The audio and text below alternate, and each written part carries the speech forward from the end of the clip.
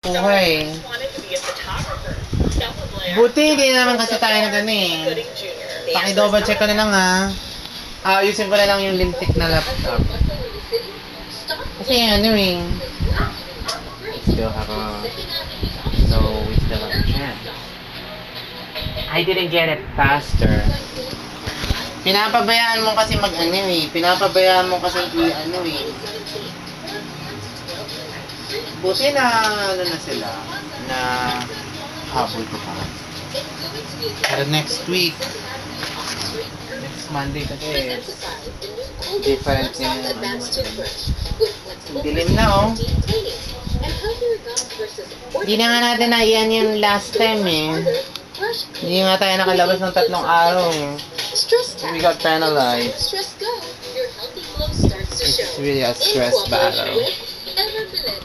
We'll check the others. Kasi dapat pinano ko na lang yun eh.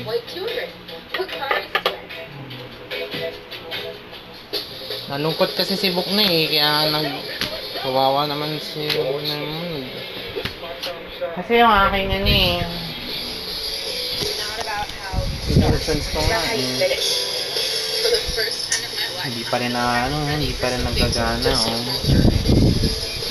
Dapat sinayos ko na lang yan eh.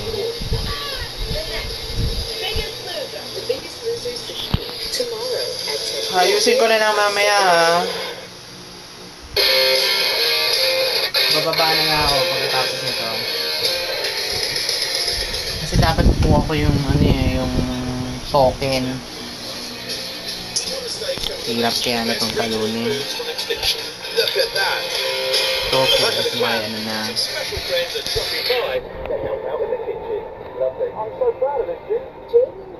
This is lovely. Sana tumugtas pa tayo ng another day. Hello everybody and thank you for Dapat kasi we didn't survive at 3 ano na. Okay?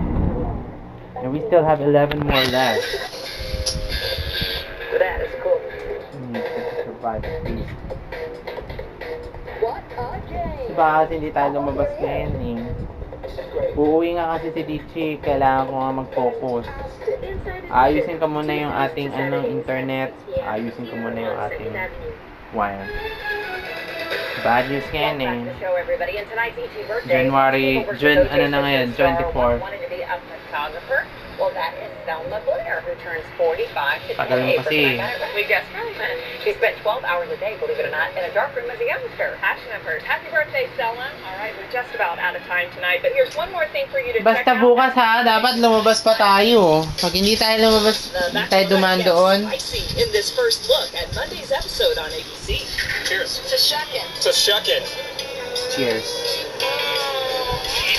Rachel and Jack share oysters. I have a great time every time I'm with Rachel.